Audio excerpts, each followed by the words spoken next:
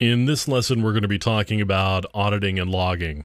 Most systems that you'll run across have the ability to do some level of logging, meaning applications and the operating system can write out messages to files so that you can do troubleshooting or debugging or just generally figure out what's going on.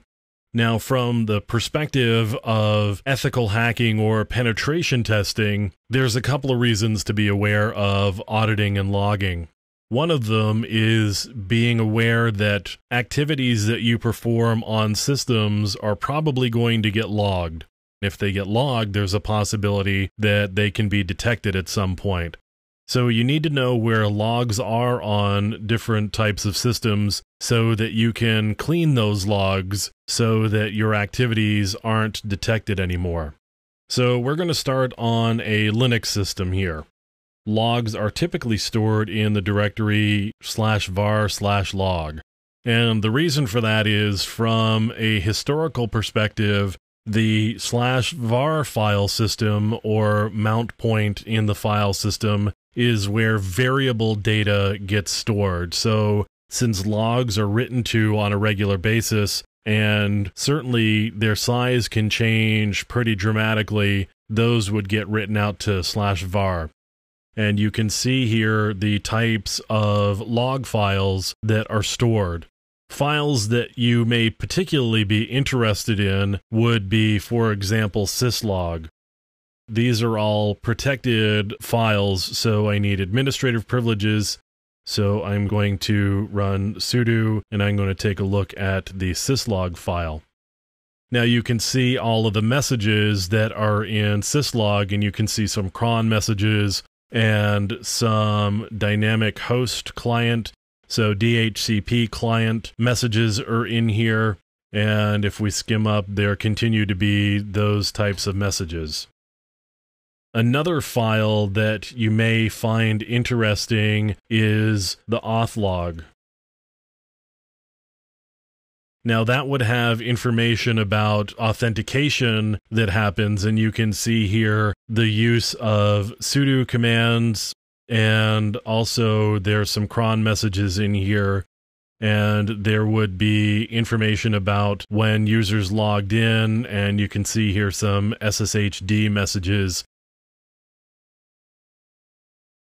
Now, different types of Unix or Linux systems may use different file names, syslog and auth.log. The syslog file may be called messages. You may also find one called security, which may have some of the information that we're seeing here in the auth log. Now, the dmessage file is all of the kernel messages. So I can cat the dmessage file, and you can see all of the messages that the kernel has spit out. Now, I could also accomplish the same thing by running the command dmessage. And all that does is it prints out the information from, in this case, the dmessage log. So that's Linux or Unix-like systems. And again, those are in /var/log.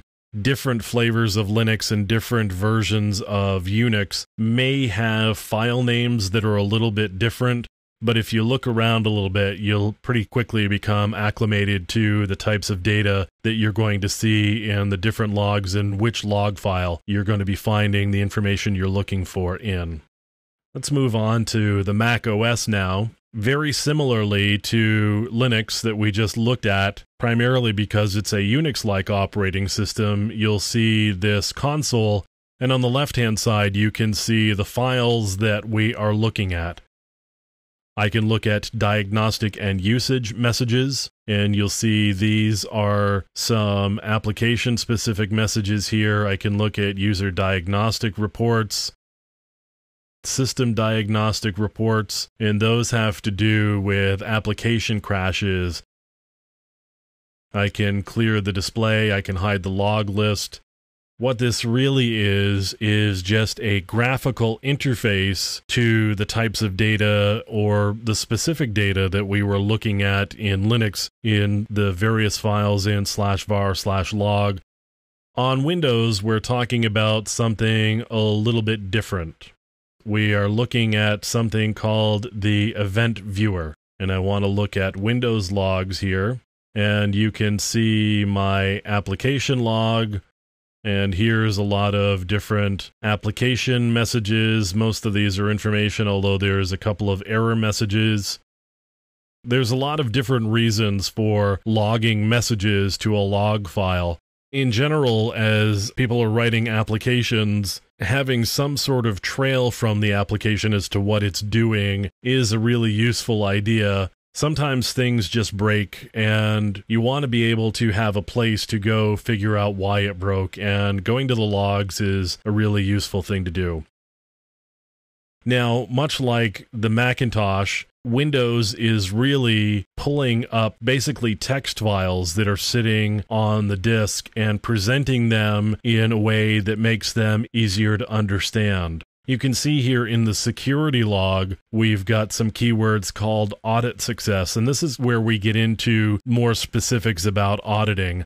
Under Windows, you can set up policies about things that you want to audit. For example, I could set up an audit for failures on logins. I can set up audits for success or failures on object or file access. And what that does is it generates log messages when those activities happen, whether it's a success or a failure.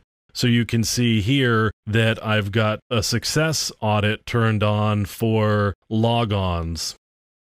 So I can see that I've done some logons and tells me the computer and some different information about it. Now, Windows isn't the only system that has auditing capabilities. Any system that will do logging has auditing capabilities. With Windows, it's called out specifically in their policy managers where you can turn on auditing of events. But going back to the logging, as you can see, the Windows logs are broken up into application, security, setup, and here's one called forwarded events that would come from other systems. We also have applications and services logs, and you can see hardware events and then a log from Internet Explorer, a key management log, Media Center, and Windows PowerShell. They all have their own individual logs. So no matter what system that you are talking about, there's probably some sort of logging involved with it. Now, whether you want to extract information from the logs that may be useful to you to perform some other activity, or whether you want to hide something that you've done editing logs, here's a few different examples of logs on different operating systems.